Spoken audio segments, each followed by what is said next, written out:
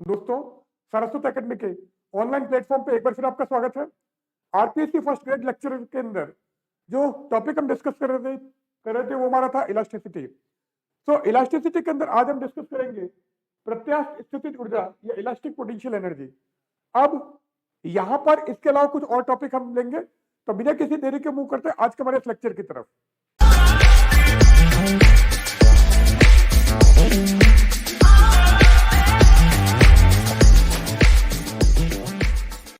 तो elastic potential energy या प्रत्यास्थ स्थितिज ऊर्जा।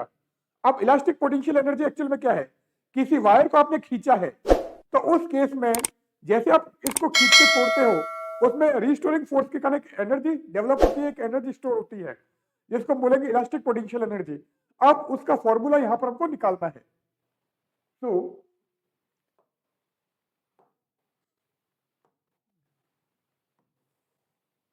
ये हमारा कोई वायर है, इस वायर को हम क्या करते हैं,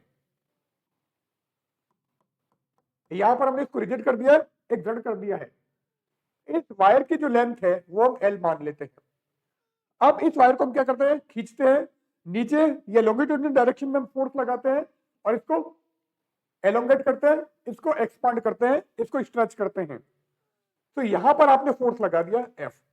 अब जैसे ही आपने फोर्स एफ लगाया है, ये वायर थोड़ा सा आगे एक्सटेंड हो जाएगा, इसकी लेंथ बढ़ जाएगी।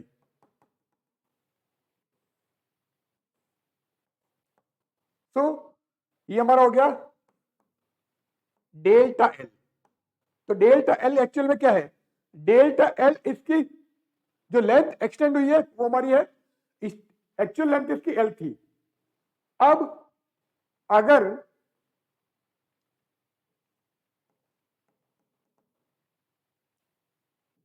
इसको हम एक्स लें और इसको हम डी एक्स लें तो क्या होगा?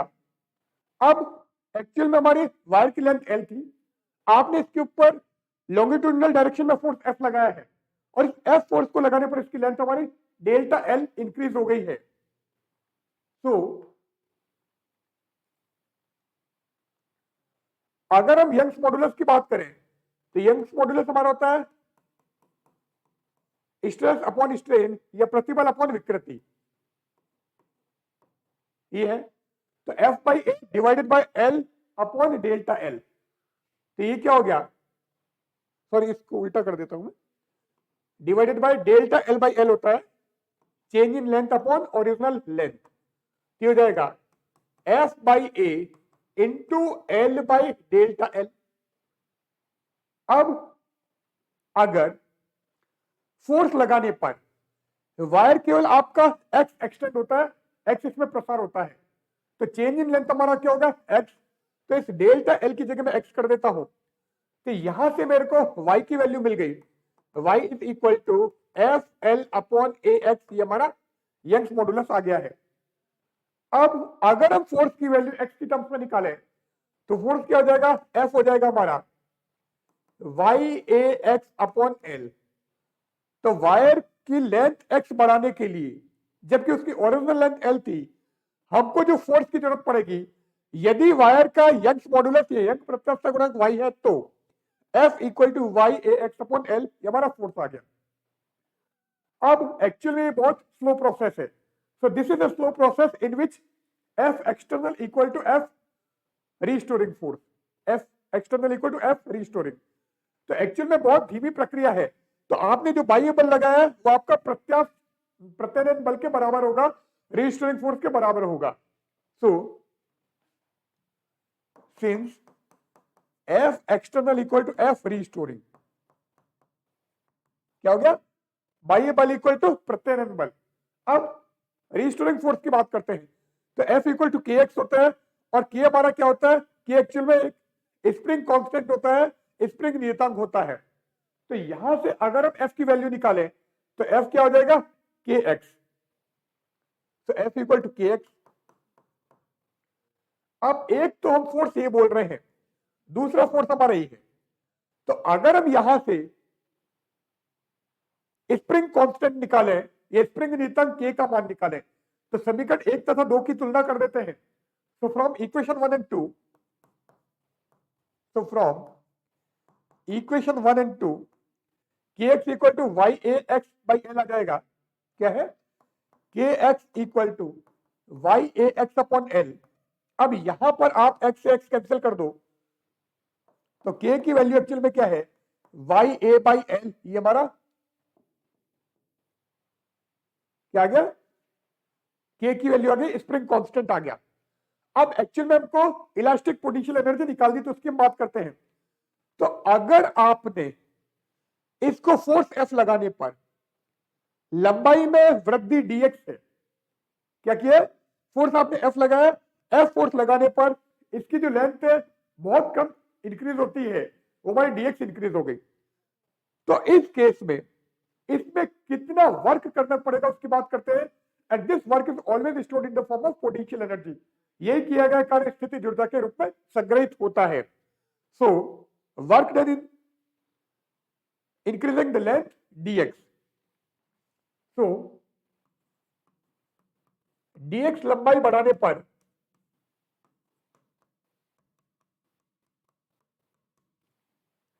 किया गया कार्य, वर्क का मान निकाल रहे हैं आप, क्योंकि लेंथ आपने कम इंक्रीज की है तो वर्क भी स्मॉल होगा। तो क्या हो गया? dw equal to F dx।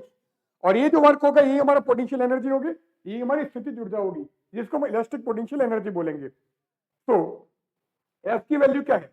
F हमारे पास में है Y A X by L. तो एफ आप रख दो यहां पर। तो यहां से हमको dw की वैल्यू मिल जाएगी Y A X upon L D X. ये हमारा dw आ गया, न्यून कार्य आ गया, किया गया अल्प कार्य आ गया।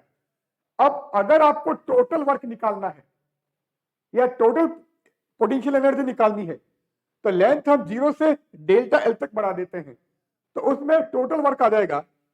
Therefore W equal to U is equal to integration of Y A X by L D X 0 to delta L. Clear है?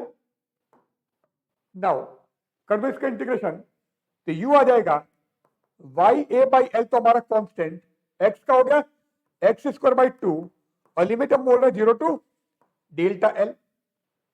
अब डेल्टा एल की वैल्यू रख दो, सॉरी x की वैल्यू रख दो, क्या हो गया?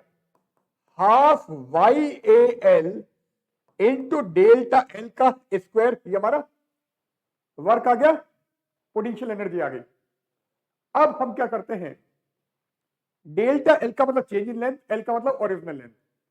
सो आप यहां पर एल से मल्टीप्लाई एल से डिवाइड कर दो एक। तो अगर मैं ऐसा करूं तो यहां पे क्या हो जाएगा? तो u equal to half, y की जगह क्या रख देता हूं? y की जगह मैं रख देता हूं स्ट्रेस अपॉन स्ट्रेन, प्रतिबल अपॉन विकृति, ये y रख दिया। ए हम l से मल्टीप्लाई एल से डिवाइड कर रहे हैं, तो l से आपने मल्टीप्लाई किया और l से डिवाइड किया, तो डेल्टा एल बाई एल का स्क्वायर हो गया। क्लियर है? अब डेल्टा एल बाई एल क्या हो जाएगा? ये हमारा स्ट्रेन हो जाएगा। सो अगले पेज में बढ़ते हैं। तो ये क्या आ गया? U is equal to half stress upon strain, प्रतिबल अपॉन विकृति, साथ में था A इंटू एल, क्षेत्रफल इंटू लंबाई, जो कि हमारा वॉल्यूम हो जाएगा, आयतन हो जाएगा, और डेल्टा एल बाई एल क्या हो गया? स्ट्रेन, तो स्ट्रेन का स्क्वायर, विकृति का वर्ग। अब यहां पर स्ट्रेन से स्ट्रेन एक कैंसिल हो गया है, तो U की वैल्यू को मिल गई half stress into strain into V। V का मतलब आयतन या वॉल्यूम, ये आ गया। ये हमारी इलास्टिक पोटेंशियल एनर्जी हो गई, प्रत्यास्थ स्थिति ऊर्जा हो गई।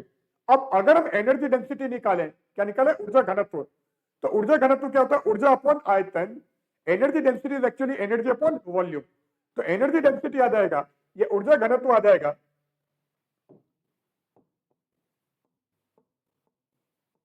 Energy density U is equal to U by V, तो ये हो जाएगा हाफ स्ट्रेस इंटू स्ट्रेन, ये हमारा हो गया U। This is energy density. ऊर्जा घनत्व। अब इसका अल्टरनेट मेथड हम ले लेते हैं। तो अगर आप अल्टरनेट मेथड की बात करोगे, अगले पेज में अल्टरनेट मेथड ले लेता हूं। सो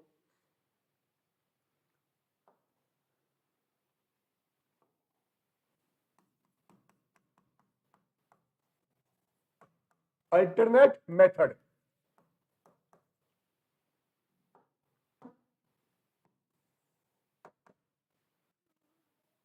अब यहां पर क्या मानते हैं, यहां पर हम एक स्प्रिंग ले लेते हैं। सपोज ये हमारी कोई स्प्रिंग है जो यहां से बंधी हुई है। अब हम क्या करें, आपने फोर्स लगाया है, फोर्स लगाने पर इसकी लेंथ एक्स इंक्रीज हो गई है। ठीक है, एक्स लेंथ हमने इंक्रीज कर दी है। तो अगर हम पोटेंशियल एनर्जी की बात करें, स्प्रिंग में पोटेंशियल एनर्जी क्या होती है, हाफ के एक्स स्क्वायर। और के की वैल्यू आपने निकाल रखी है, के की वैल्यू क्या है, के हमारा है वाई ए बाई एल, ये हमारा के है। तो के क्या है, वाई ए बाई एल, ये हमारा के है। अब पोटेंशियल एनर्जी हमारी होती है हाफ के एक्स स्क्वायर। अब इसको हम काम में लेंगे। अब हमने जो फोर्स लगाया है, क्योंकि आपने यहां पर क्या किया, फोर्स लगाया है, फोर्स लगाने पर हमारे स्प्रिंग की लेंथ एक्स इंक्रीज हो गई है, तो पोटेंशियल एनर्जी आ गई हाफ की एक्स स्क्वायर। अब अगर हम फोर्स की बात करें, तो फोर्स हमारा क्या है, फोर्स भी हमने पहले निकाल दिया था। तो एफ आ जाता है Y A X upon L, ये हमारा फोर्स था। ठीक है, ये हमने निकाला था, क्योंकि यंग्स मॉडुलस की डेफिनेशन काम में ली थी और क्रॉस मल्टीप्लाई करके हमने एफ की वैल्यू निकाल दी थी, फोर्स आ गया था। नाउ अब अगर मैं u में k की वैल्यू रखूं, तो u के अंदर अगर हम k की वैल्यू रखें और x की जगह हम डेल्टा L काम में लें, तो पोटेंशियल एनर्जी क्या हो जाएगी, तो u is equal to half, k की वैल्यू हम रख देते हैं वाई ए बाई एल, और हम टोटल इंक्रीमेंट कितना बोल रहे हैं, डेल्टा एल। तो x की जगह आ गया हमारा डेल्टा एल, तो डेल्टा एल का स्क्वायर, ये आ गया। अब वही जो हमने पहले किया था, एल से मल्टीप्लाई करो, एल से डिवाइड करो, और वाई की आप डेफिनेशन रख दो। तो वाई की डेफिनेशन हम रख देते हैं। तो u is equal to half, Y तो हो गया स्ट्रेस अपॉन स्ट्रेन, ये आ गया। ए अपनी जगह पर है, आप एल से मल्टीप्लाई कर रहे हो और एल से डिवाइड कर रहे हो, तो ये, अब ये तो हमारा क्या हो गया v, और ये क्या हो गया स्ट्रेन।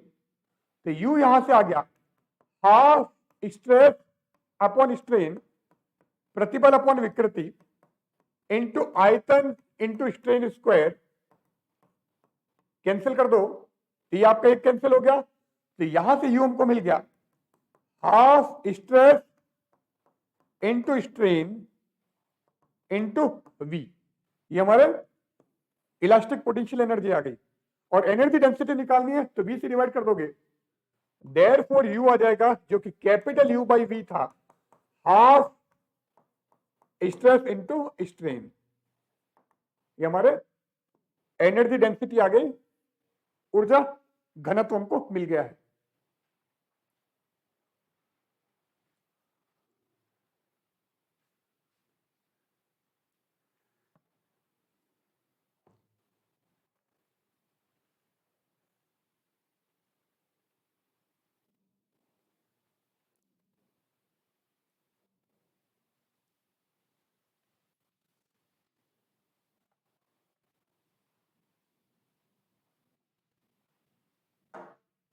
नाउ अब एक न्यूमेरिकल ले लेते हैं। अब क्वेश्चन क्या है यहां पर, when tension in a string is 4 newton then elongation is a metre. तो अगर टेंशन आपका 4 न्यूटन है तो एलोंगेशन हमारा a मीटर है, और जब टेंशन आपका 5 न्यूटन हो जाता है तो एलोंगेशन या प्रसार आपका b मीटर हो जाता है, ये आपको दे रखा है। नाउ टेंशन अगर मैं t मानूं, तो t की जो वैल्यू है, t हमारा किस पर डिपेंड करेगा, इससे पहले एक छोटा सा टॉपिक ले लेते हैं हम आगे। स्ट्रिंग के केस में क्या होता है, फॉर स्ट्रिंग, अगर स्ट्रिंग है तो उस केस में, चलो पहले स्ट्रिंग ले लो, फॉर स्ट्रिंग, स्ट्रिंग जो अभी हमने ली थी, रीस्टोरिंग फोर्स की जो वैल्यू है एफ क्या होता है, के एक्स होता है, और के हमने बोला है के क्या है, के हमारा वाई ए बाई एल, क्या गया Y A by L into X, ये है, ये हमारा रीस्टोरिंग फोर्स है। क्या मतलब हो गया, तो रीस्टोरिंग फोर्स की जो वैल्यू है एक्स पर डिपेंड करेगी, मतलब एलोंगेशन पर डिपेंड करेगी। तो प्रत्यानयन बल का मान एलोंगेशन पर डिपेंड करता है, restoring force depends on elongation, या प्रत्यानयन बल का मान लंबाई या प्रसार पर निर्भर करता है। अब अगर आपके पास में स्प्रिंग की जगह स्ट्रिंग है तो क्या होगा, सो फॉर स्ट्रिंग, अब स्ट्रिंग के केस में क्या होता है, डोरी के केस में क्या होता है, वहां पर आप फोर्स की बात नहीं करोगे, वहां पर आप टेंशन की बात करोगे। तो यहां पर आपका जो टेंशन है ये आपका चेंज इन लेंथ पर डिपेंड करता है, टेंशन डिपेंड्स ऑन एलोंगेशन, तनाव का मान प्रसार पर निर्भर करेगा। Now so T is directly proportional to L2 minus L1, L1 क्या इनिशियल लेंथ है और L2 का मतलब फाइनल लेंथ। सो T की वैल्यू आपकी L2 माइनस L1 पर डिपेंड करेगा। L1 का मतलब है ओरिजिनल लेंथ या प्रारंभिक लंबाई या वास्तविक लंबाई, और L2 का मतलब फोर्स लगाने के बाद, टेंशन लगाने के बाद में, एक्सटर्नल लोड लगाने के बाद में जो इसकी नई लेंथ आ गई, इसको हमने L2 बोला है। अब इसको हम काम में लेंगे हमारे न्यूमेरिकल के अंदर। So when tension in string is 4 Newton, अगर स्ट्रिंग में या रस्सी में तनाव आपका 4 न्यूटन है, उस केस में एलोंगेशन इसने ए मीटर बोला है, और अगर टेंशन या तनाव आपका 5 न्यूटन हो जाता है तो एलोंगेशन या प्रसार आपका बी मीटर हो जाता है। तो इसका मतलब इसने दिया है, हमने बोला है कि T is directly proportional to delta L है, और डेल्टा L का मतलब हो गया L2 माइनस L1, ये कर दिया। सो T टेंशन क्या दिया, 4 newton, so 4 is equal to A minus L, ये कर दिया हमने।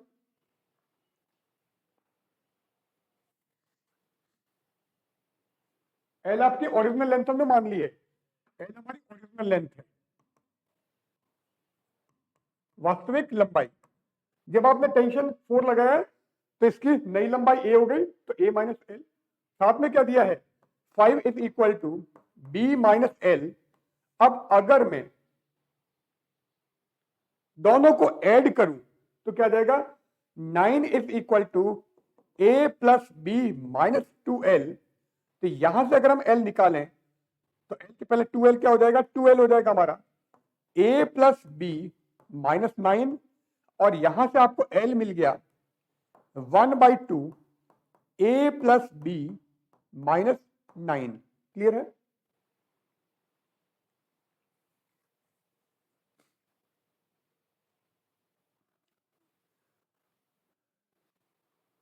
अब इसने क्या बोला है, फाइंड ओरिजिनल लेंथ, आपको L की वैल्यू निकालनी है in terms of A and B। Clear है। व्हेन टेंशन बिकम 9 न्यूटन, जब 9 न्यूटन आपका टेंशन हो जाता है, तनाव हो जाता है, तो ओरिजिनल लेंथ क्या होगी इसकी हम बात करते हैं। तो अगर टेंशन आपका T है, सपोज नई लेंथ आपको C मिली है, ओरिजिनल लेंथ आपकी L थी, तो 9 equal to C minus L। अब L की वैल्यू आपके पास में है, तो L की वैल्यू को मैं यहां पर रख देता हूं। सो 9 इज इक्वल टू, L निकालना है तो थोड़ा सा हम इसको चेंज कर देते, चलो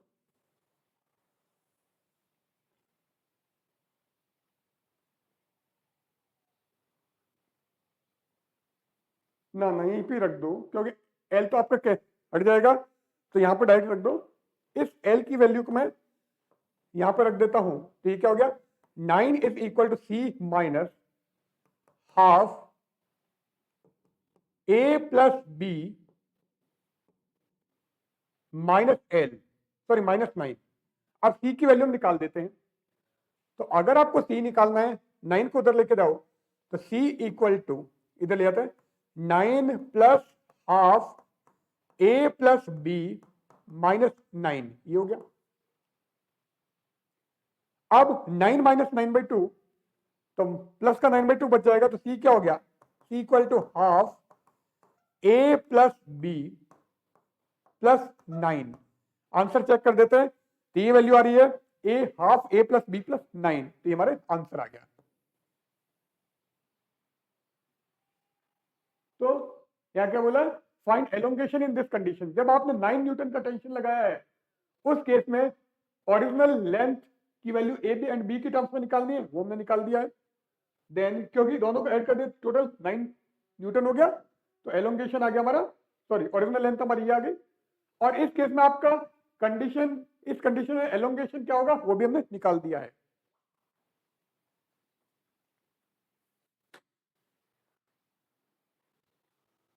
तो एक आंसर तो हमको ये मिल गया है और एक आंसर हमको ये मिला है। क्लियर है?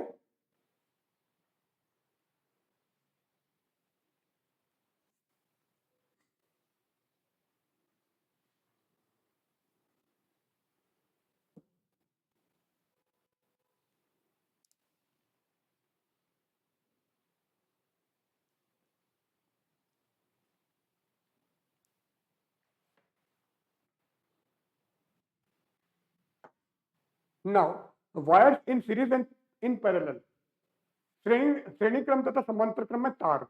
अब वायर हमारे पास में, उसको सीरीज में लगाएंगे तो क्या होगा, पैरेलल में लगाएंगे तो क्या होगा। तो सबसे पहले हम ले रहे हैं सीरीज कॉम्बिनेशन, ये श्रेणी संयोजन। अब पहले हम दो वायर मान लेते हैं।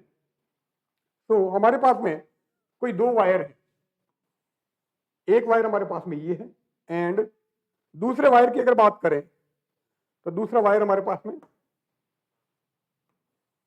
ये है। तो ये दो वायर हमारे पास में है। क्लियर है?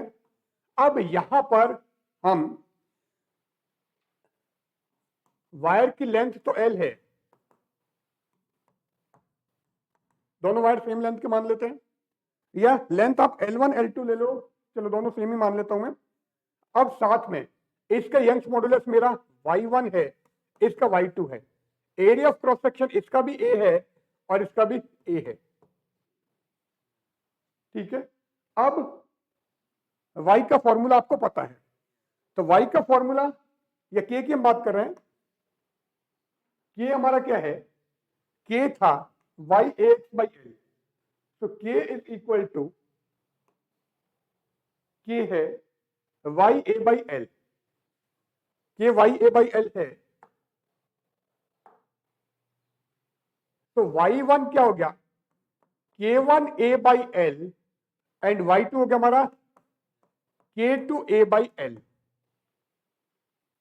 k1 और k2 क्या है, इसका स्प्रिंग कांस्टेंट k1 मान लिया, इसका स्प्रिंग कांस्टेंट मैंने k2 मान लिया, तो y1 तो हो गया k1a/l एंड y2 हो गया k2a/l। अब सीरीज कॉम्बिनेशन की बात कर रहे हैं, श्रेणी संयोजन की बात कर रहे हैं। अब इन दोनों वायर को हमने क्या किया, आपस में जोड़ दिया है। तो दोनों वायर को मैं जोड़ देता हूं, तो एक वायर तो मेरा ये था एंड दूसरा वायर मेरा ये था। इन दोनों वायर को मैंने जोड़ दिया, तो उस केस में के हम के इक्विवेलेंट मान लेते हैं। तो इसका k1 था, इसका k2 था, के इक्विवेलेंट हमको निकालना है। तो पहले y की बात करूं, अब यहां पर क्योंकि y तो आपका सेम ही रहेगा,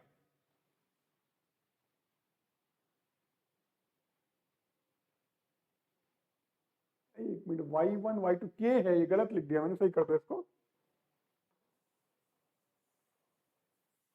चलो वापस ले लेते हैं।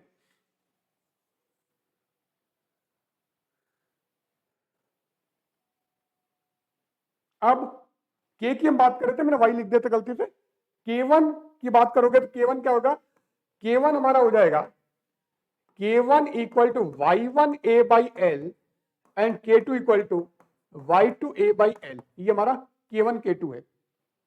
अब इसका मैंने k1 माना था, इसका k2 माना था, दोनों को सीरीज में जोड़ दिया, के इक्विवेलेंट ले लेते हैं, तो अगर आप के इक्विवेलेंट की बात करोगे तो यहां पर क्या होगा, के इक्विवेलेंट अगर लेते हैं तो दोनों का यंग्स इक्विवेलेंट ले लो, तो y इक्विवेलेंट ए क्या होगा, ए आपका सेम रहेगा, लेंथ आपकी 2l हो जाएगी, क्योंकि ये भी l था ये भी l था, कि हमारा 2l हो गया।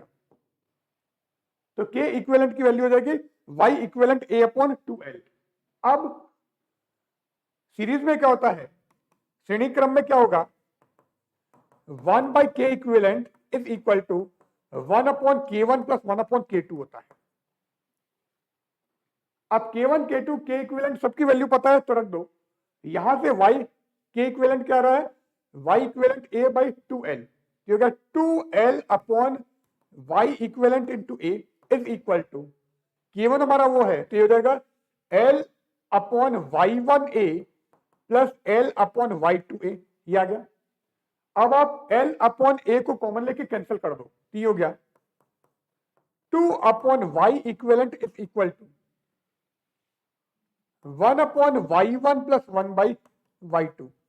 तो अगर वायर को आप सीरीज में जोड़ोगे तो उस केस में 2 बाई वाई इक्विवेलेंट की वैल्यू है। अब एलसीएम लेके इसको सॉल्व कर देते हैं, तो अगर एलसीएम लेके इसको सॉल्व करें,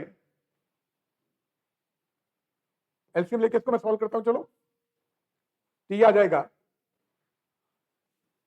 2 by Y equivalent equal to 1 upon y1 plus 1 upon y2, तो एलसीएम हो गया हमारा y1 y2, तो ऊपर हो जाएगा y1 प्लस y2, तो इसका मतलब y इक्विवेलेंट क्या हो जाएगा, इधर लेके जाओगे तो 2y1 y2 divided by y1 plus y2। तो अगर दो तारों को आप श्रेणी क्रम में जोड़ते हो जिनके यंग नियतांक y1 और y2 हैं, तो जो परिणामी तार होगा उसका यंग नियतांक ये होगा। If we connect two wires in series having Young's modulus y1 and y2, then the resultant of Young's modulus will be twice y1 y2 upon y1 plus y2। Clear है? नाउ आगे हमारे पास में parallel combination. अब wire हम वही ले रहे हैं, तो दो वायर हमारे पास में है, K1 और K2 आपको पता है। K1 क्या था, K1 हमारे पास में था y1a by L and K2 था y2a बाई एल। अब दो वायर हमारे पास में है, दोनों को हम पैरेलल में कनेक्ट कर रहे हैं।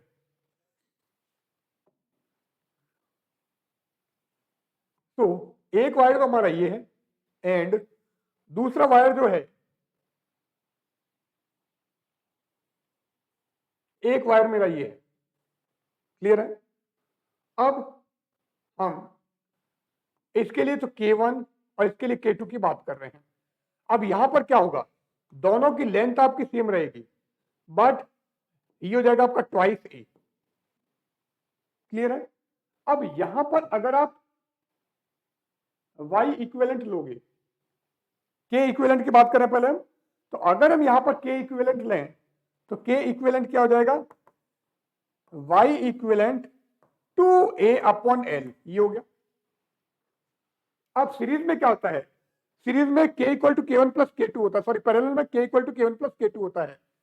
तो in parallel k equivalent equal to k1 plus k2, ये। अब वैल्यूज रख दो आप सबकी, तो अगर मैं वैल्यूज रखूं k इक्विवेलेंट की जगह तो आ गया y equivalent 2a by L, ये आ गया। k1 हमारे पास में है y1a by L and k2 है y2a बाई एल, ये है। अब l तो कैंसिल कर दो, l ये कैंसिल हो गया, a ऊपर से कैंसिल हो गया, तो यहां पे क्या बचा, twice y equivalent is equal to y1 plus y2, या फिर y इक्विवेलेंट निकालोगे तो y1 प्लस y2 बाई 2, ये हमारे पास में y इक्विवेलेंट की वैल्यू आ जाएगी। तो y equivalent equal to y1 plus y2 by 2। तो अगर आप पैरेलल में जोड़ोगे तो y1 प्लस y2 बाई 2 आ जाएगा, और अगर आप सीरीज में जोड़ते हो तो 2y1 y2 by y1 plus y2 आ जाता है। क्लियर है?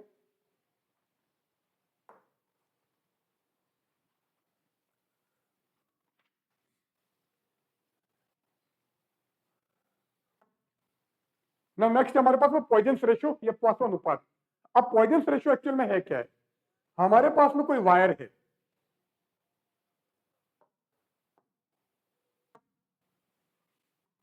ये कोई वायर हमारे पास में है, ठीक है। अब हम क्या करते हैं, अगर मैं इधर फोर्स लगाऊं तो क्या होगा, वायर की लेंथ आपकी बढ़ जाएगी, जब तक इसका डायमीटर कम हो जाएगा, व्यास इसका कम हो जाएगा, लंबाई बढ़ जाएगी। तो अब इससे क्या होगा,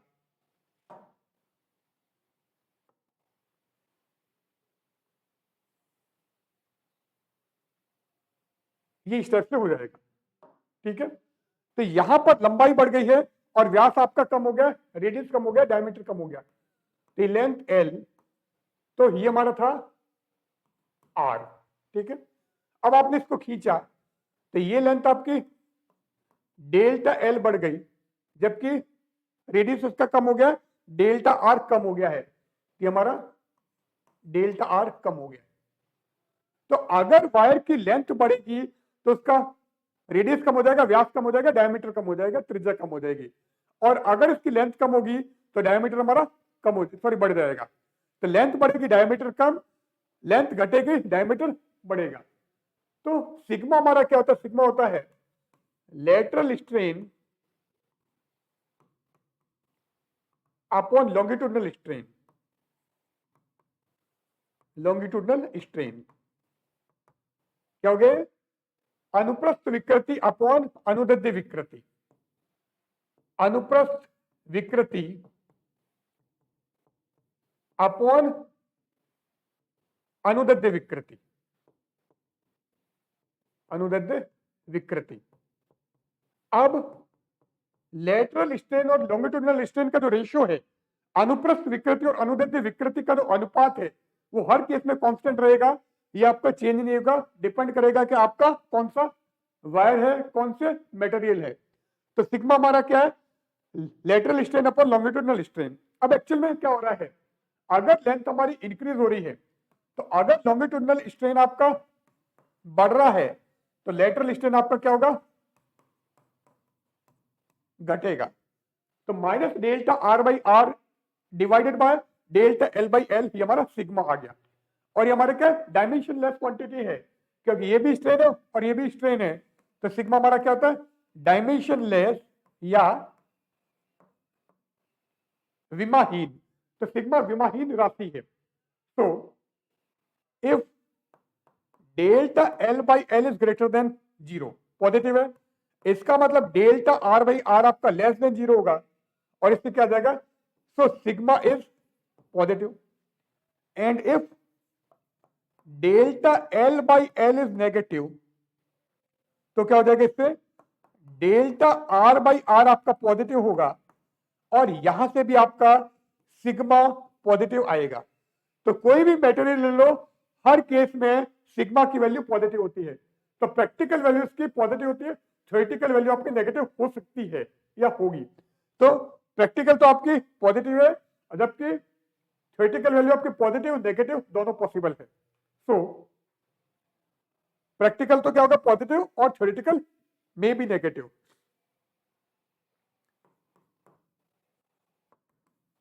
सो प्रैक्टिकल वैल्यू आपकी sigma always positive, and theoretical value में सिग्मा में बी नेगेटिव, में बी नेगेटिव। तो सिग्मा का मान ऋणात्मक हो सकता है, कब, थ्योरेटिकल वैल्यू के केस में। अब इसकी वैल्यू क्या होती है, इसकी हम बात करें तो सिग्मा की जो थ्योरेटिकल वैल्यू है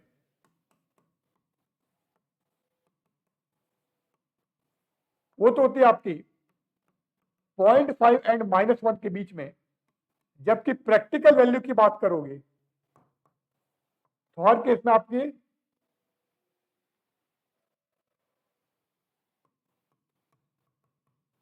0 और 0.5 के बीच में रहेगी।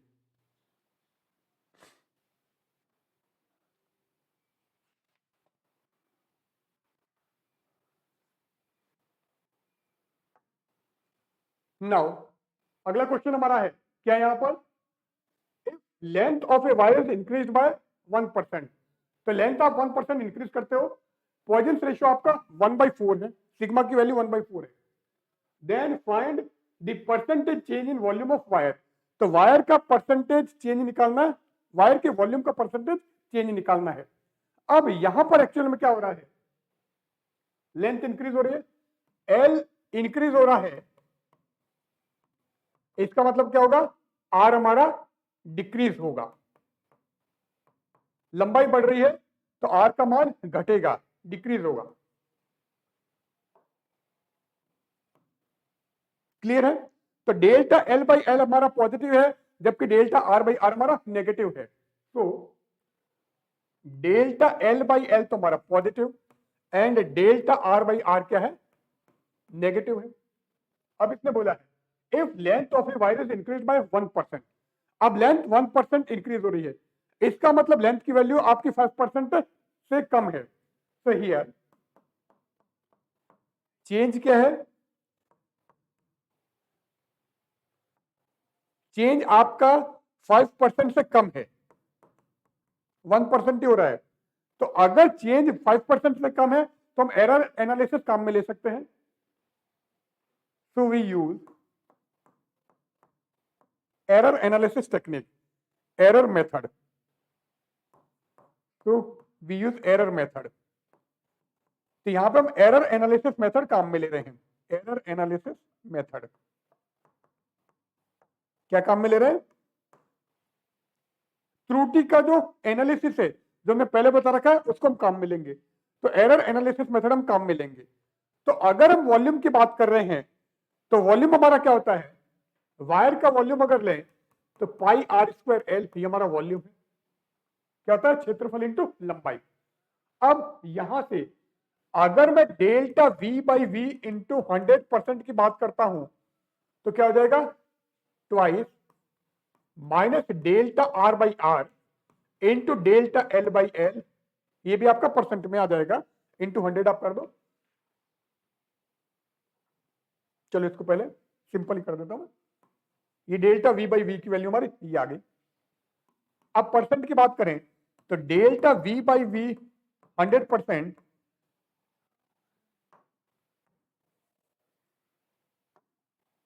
इंटू 100% क्या हो जाएगा, twice minus delta R by R into 100% into delta L by L into 100%। ये हमारा चेंज इन वॉल्यूम आ जाएगा। क्लियर है? अब सिग्मा हमको दे रखा है, सिग्मा क्या, सिग्मा है delta R by R upon delta L by L होता है, और ये क्या दिया है 1/4। क्लियर है? अब सिग्मा हमारा 1/4 है। अब यहां से अगर मैं डेल्टा आर बाई आर निकालूं तो वो क्या हो जाएगा 1/4 into delta L by L. तो डेल्टा आर बाई आर का परसेंट हमको मिल गया है। ठीक है, and delta L by L क्या है 1%। तो मैं यहां पर लगा देता हूं, तो ये हो गया, इसको आगे बढ़ा देते हैं। So delta R by R percent में हो जाएगा 1/4 into delta L by L percent में, और ये कितना आपका 1%। तो delta R by R in percentage mode आ गया 1/4। ठीक है, तो ये मैं 1/4% यहां पर रख दूंगा, और ये आपका नेगेटिव है, कम हो रहा है।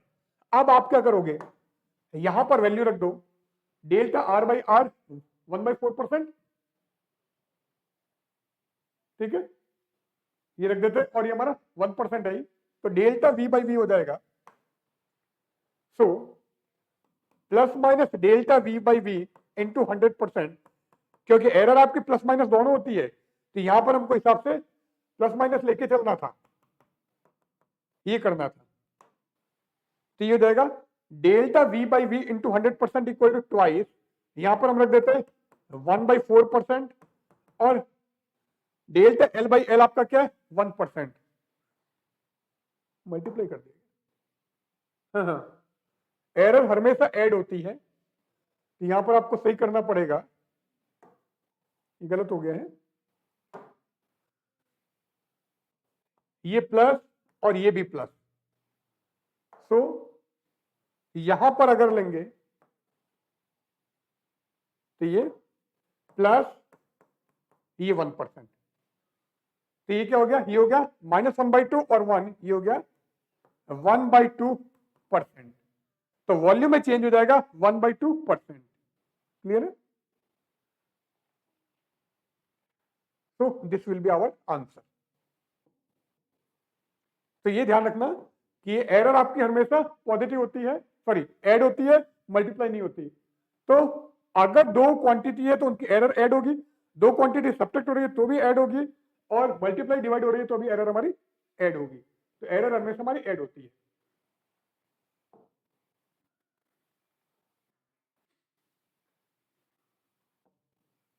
नाउ y के एंड ईटा में रिलेशन। अब अगर y के ईटा में रिलेशन लें तो y हमारा है, y ईटा एंड सिग्मा में रिलेशन है y equal to twice eta 1 plus sigma, and y के एंड सिग्मा में रिलेशन है y equal to 3k 1 minus 2 sigma. अब अगर आप y को हटाना चाहते हो तो क्या होगा, तो दोनों को मैं सॉल्व कर देता हूं। तो ये जाएगा 2 eta 1 plus sigma equal to 3k 1 minus 2 sigma. अब सिग्मा की वैल्यू यहां से चाहे तो निकाल देते हैं। तो सिग्मा क्या हो जाएगा, इधर आपने कॉमन लिया तो 2 ईटा, यहां सिग्मा इधर लेके आओगे तो ये क्या हो जाएगा प्लस 6k। अब राइट की बात करें तो 3k यहां पर ऑलरेडी है, और यहां से उधर लेके जाओगे आप -2 ईटा, तो सिग्मा की वैल्यू आपको मिल जाएगी। तो sigma is equal to 3k -2 eta upon 6k plus 2 eta. तो ये भी हमारे पास में एक रिलेशन आ गया है। ये तो आपका y ईटा सिग्मा में, ये y के सिग्मा में, और ये ईटा के सिग्मा में। ठीक है, तो इस टाइप से हम रिलेशन निकाल सकते हैं।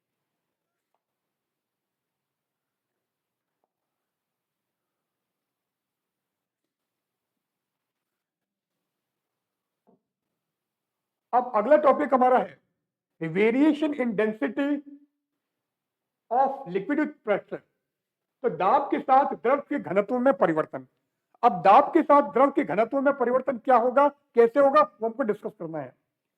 अब आइडियल गैस में क्या होता है, सॉरी आइडियल लिक्विड में क्या होता है, आदर्श द्रव में क्या होता है, क्योंकि आइडियल लिक्विड को संपीड़ित नहीं किया जा सकता है। अगर आदर्श द्रव है तो उसको आप कंप्रेस नहीं कर सकते, अतः इसका घनत्व एक समान या नियत रहता है। तो अगर आपका आइडियल लिक्विड है तो डेंसिटी आपकी कांस्टेंट रहेगी। सो फॉर आइडियल लिक्विड,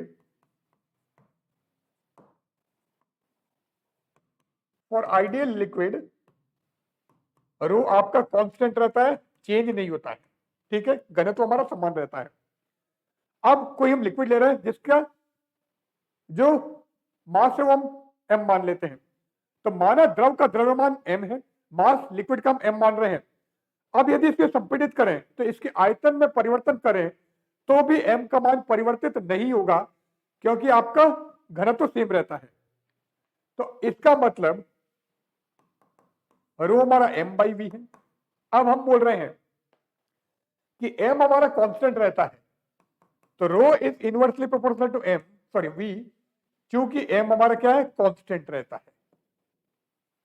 कब आइडियल लिक्विड की बात कर रहे हैं तो डेंसिटी वॉल्यूम के इनवर्सली प्रोपोर्शनल होती है।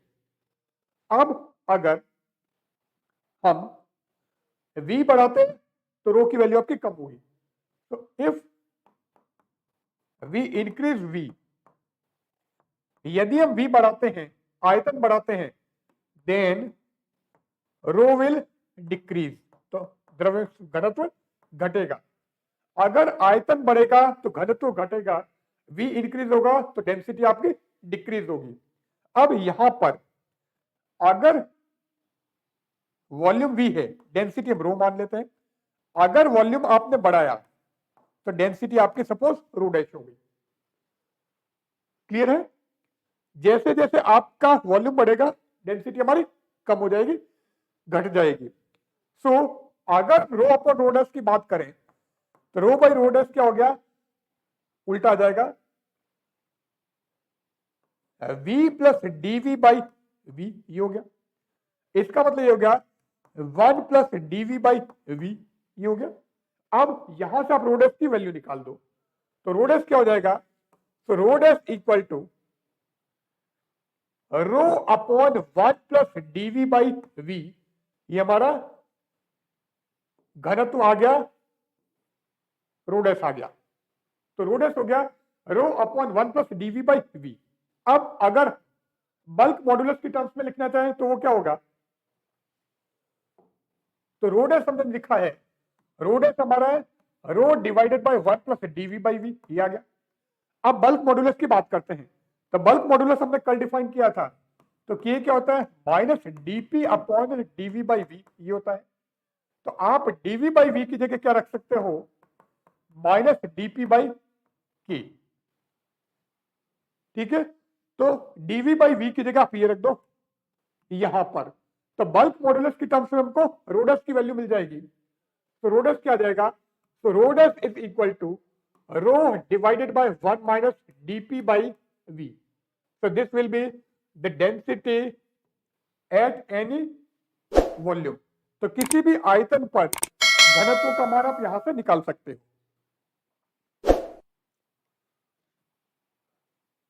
इस रो को हम क्या बोलेंगे, रो हमारा यहां पर होगा, this rho is surface density. Rho क्या है, पृष्ठ घनत्व, और रो डेप्थ क्या है, density at any depth, density at depth.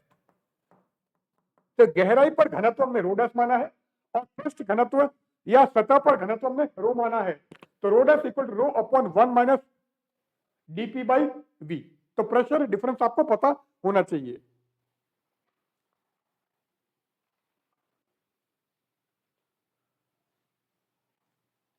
अब अगर आप गहराई पर जाते हो, तो गहराई पर जाने पर क्या होता है, प्रेशर की वैल्यू क्या होता है, बढ़ती है। तो ये लिखा हुआ है, चूंकि गहराई में जाने पर डीपी का मान बढ़ता है, सरफेस पे आपका क्या होगा रो जी एच, और सॉरी सरफेस पे आपका फिक्स होगा 10 की पावर 5, इस तरह से कुछ होता है न्यूटन पर मीटर स्क्वायर।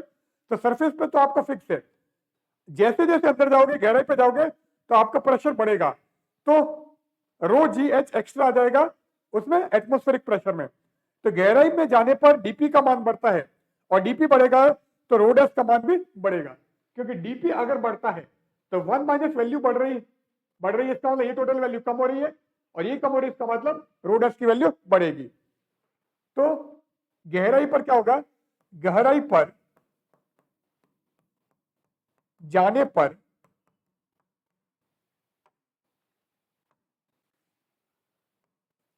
डीपी का मान बढ़ता है, और अगर डीपी का मान बढ़ता है इसका मतलब इसलिए रो डैश का मान भी बढ़ेगा, मान भी बढ़ेगा, ठीक है। अब डीपी की जगह मैं रो जी एच रख देता हूं, तो अगर डीपी की जगह मैं रो जी एच रखूं, डीपी हमारा रो जी एच है, तो इसका मतलब रो डैश क्या आ गया, तो रो डैश हो गया rho divided by 1 minus rho G H upon V. तो यहां से आपको किसी भी गहराई पर घनत्व का मान मिल जाएगा।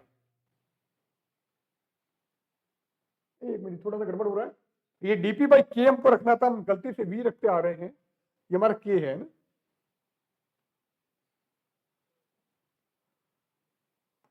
ये के, और यहां पर ये के बल्क मॉडुलस की टर्म्स में निकाल रहे थे, ध्यान नहीं रहा। ये क्या हो गया, rho dash equal to rho upon 1 minus rho G H upon K, ये हमारे रो डैश की वैल्यू आ जाएगी।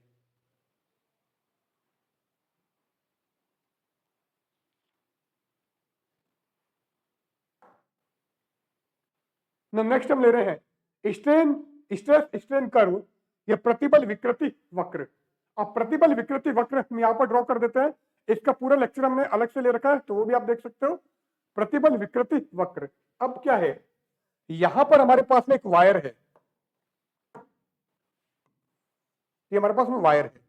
अब यहां पर हम क्या कर रहे हैं, इसको तो आपने फिक्स कर दिया, यहां पर आप लोड लगा रहे हो, तो जैसे जैसे लोड लगाओगे वायर की लेंथ बढ़ेगी, तो प्रतिबल के साथ में विकृति का मान परिवर्तित होगा।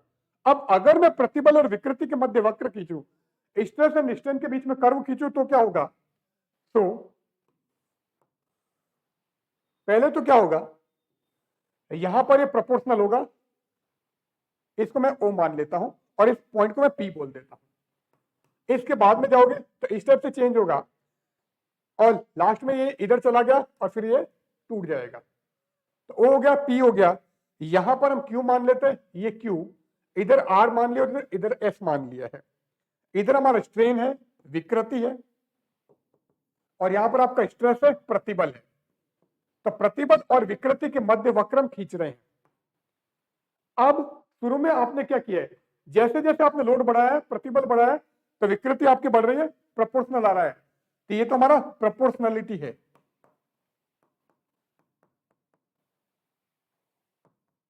प्रोपोर्शनलिटी, ठीक है। तो यहां पर क्या है, या इसको बोलते हैं प्रोपोर्शनलिटी लिमिट।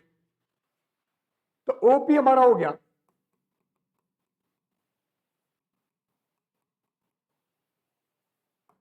प्रोपोर्शनलिटी लिमिट या समानुपातिक समानुपातिक सीमा। समानुपातिक सीमा, तो समानुपातिक सीमा में क्या होगा, प्रतिबल विकृति के समानुपाती होगा, stress is directly proportional to strain. तो अगर पॉइंट पी पर आप छोड़ोगे तो वापस से ऊपर आ जाएगा। अब इसको थोड़ा और लोड हम बढ़ाते हैं और हम क्यू तक पहुंचते हैं। तो क्यू तक अगर पहुंचोगे तो इस क्यू पे क्या होगा, ओ क्यू को हम बोलते हैं इलास्टिक लिमिट। ओ क्यू हमारा है इलास्टिक लिमिट या प्रत्यास्थ सीमा। प्रत्यास्थ सीमा, अब प्रत्यास्थ सीमा तक अगर आप इसको खींचोगे और वापस छोड़ोगे तो ये वापस अपनी पोजीशन पर आ जाएगा। तो प्रत्यास्थ सीमा में हुक के नियम का पालन करता है। अब क्यू को हम बोलते हैं, क्यू को हम बोल रहे हैं, ये क्यू हमारा यील्ड पॉइंट, क्यू है यील्ड पॉइंट या पराभव बिंदु। अब पराभव बिंदु पर क्या होगा, अगर आप क्यू से थोड़ा सा भी लोड बढ़ाते हो तो उस केस में कभी भी वो वापस ऊपर नहीं आएगा, आपका हमेशा थोड़ा थोड़ा इसमें परमानेंट चेंज आ जाएगा। तो ओ से पी तक तो आपका प्रोपोर्शनलिटी लिमिट है, प्रत्यक्ष सीमा है। क्यू तक लेके गए तो आपका इलास्टिक लिमिट आ गई, यहां पे भी छोड़ोगे तो वापस ओ पर आएगा। क्यू से अगर आपने थोड़ा सा भी बढ़ाया तो कभी भी ओ पर नहीं आएगा, इसमें परमानेंट चेंज हो जाएगा। क्या हो जाएगा, फिक्स आपका चेंज हो जाएगा, हमेशा ये परिवर्तित हो चुका होगा, कभी भी ओरिजिनल पोजीशन पर नहीं आएगा। क्यों को हमने बोला यील्ड पॉइंट। यील्ड पॉइंट वो पॉइंट है जिसके अगर थोड़ा सा भी ज्यादा करें क्या लोड की वैल्यू, तो कभी भी ओरिजिनल पोजीशन पर हमारा वायर नहीं आएगा, उसमें परमानेंट चेंज आ जाएगा। तो एक बार इसको मैं पढ़ लेता हूं। ओपी है प्रोपोर्शनलिटी लिमिट या समानुपाती सीमा। इस सीमा में प्रतिबल विकृति के समानुपाती होता है, हमने बता दिया है, इसलिए प्रतिबल विकृति ग्राफ रेखीय है, लीनियर कर्व हमको यहां पर मिल रहा है। देन यदि इस सीमा में भार को हटा दिया जाए तो वस्तु अपनी वास्तविक स्थिति में लौट आती है। तो जैसे आप हटाओगे ओरिजिनल पोजीशन ऊपर आ जाएगा। इस सीमा में वक्र की ढाल प्रत्यास्थता गुणक ई को व्यक्त करती है, स्लोप हमारा ई को व्यक्त करेगा, क्योंकि stress is directly proportional to strain है, तो ये हमारा क्या हो जाएगा, उसका स्लोप दिखाएगा। और ढाल के लिए कोण जो लेते हो हमेशा स्ट्रेन से लिया जाता है, वो कैसे, जैसे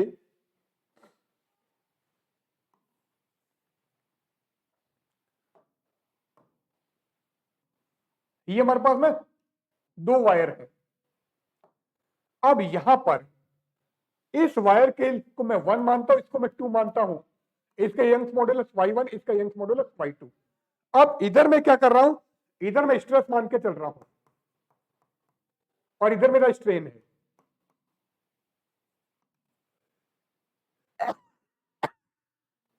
तो इधर तो मैंने प्रतिबल दिखाया, इधर विकृति दिखाया है। हमेशा आप स्लोप किधर से लोगे, स्ट्रेन से लोगे, तो ये हमारा θ1 और ये हमारा θ2 होगा। आप स्ट्रेस से एंगल नहीं लोगे, एंगल हमेशा स्ट्रेन से लेना, विकृति वाला जो अक्ष है उसी से कोण आप नापोगे। तो ये हमने लिखा है कि ढाल के लिए कोण सदैव विकृति से लिया जाता है।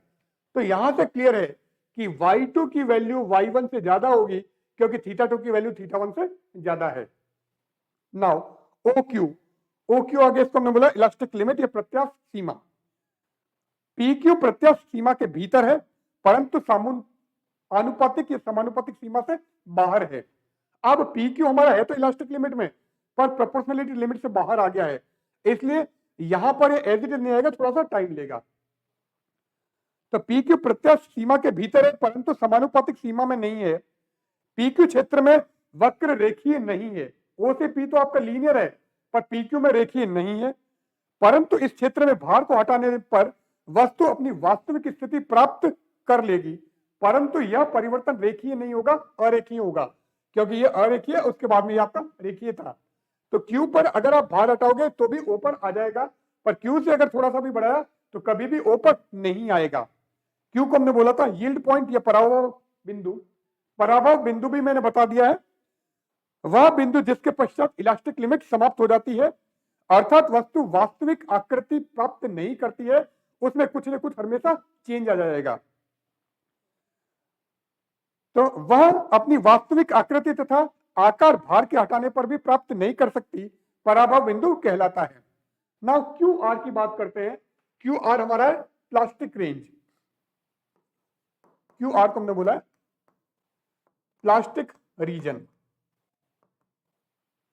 अब प्लास्टिक रीजन में क्या होगा, क्यू आर क्षेत्र के अंतर्गत भार को हटा देने पर भी वस्तु अपनी वास्तविक आकृति एवं आकार प्राप्त नहीं करती है, अर्थात इस स्थिति में होने वाला परिवर्तन स्थायी होता, परमानेंट हो गया।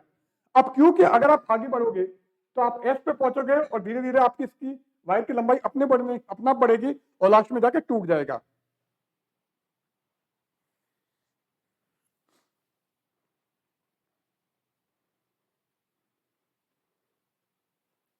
तो बिंदु आर के पश्चात प्रतिबल या भार को हटा देने पर भी वस्तु की आकृति में परिवर्तन निरंतर होता रहता है तथा बिंदु एस पर यह वस्तु टूट जाती है।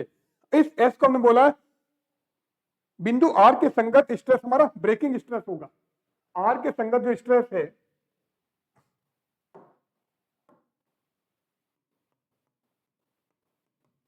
ये हमारा क्या है, breaking stress. This is breaking stress, विच्छेदन प्रतिबल। तो आर के बाद में जाके वो क्या हो जाता है, टूट जाता है। तो बिंदु आर के पश्चात प्रतिबल को हटा देने पर वस्तु की आकृति में परिवर्तन निरंतर होता रहता है तथा बिंदु एस पर यह वस्तु टूट जाती है। और आर के संगत जो स्ट्रेस है उसको हमने बोल दिया है भंजक प्रतिबल या ब्रेकिंग स्ट्रेस। क्लियर है।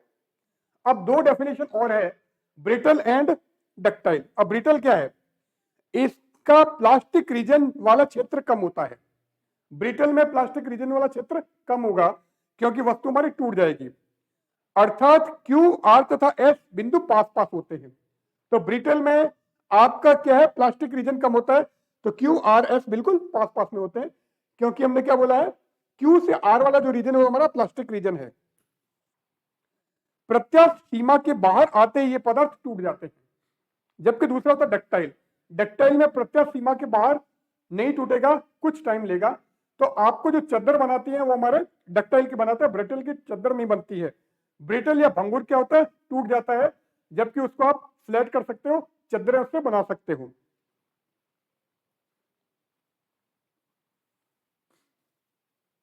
तो डक्टाइल क्या है, डक्टाइल हमारा है इनका प्लास्टिक रीजन वाला क्षेत्र बड़ा होता है, इनको पीट पीट कर चद्दरें बनाई जा सकती है, अर्थात इनको खींचा जा सकता है, इनकी तनन सामर्थ्य अधिक होती है।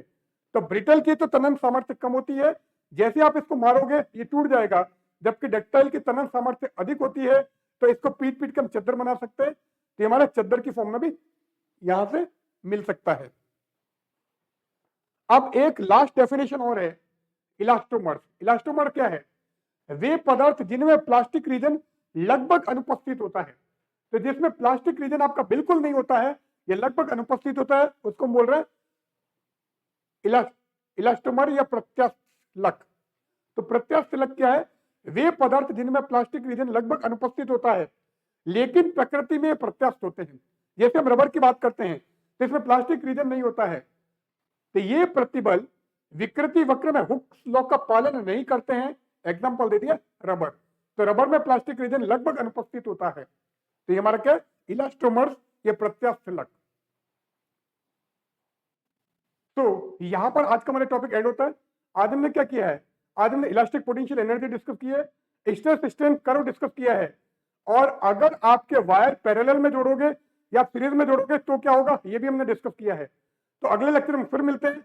अगर आपको ये कंटेंट फुल मोड में चाहिए तो हमारा जो ऐप है उसको डाउनलोड कीजिए, वहां पर ये कंटेंट आपको फुल मोड में मिल जाएगा। तो अगले लेक्चर में फिर मिलते हैं, तब तक के लिए गुड बाय।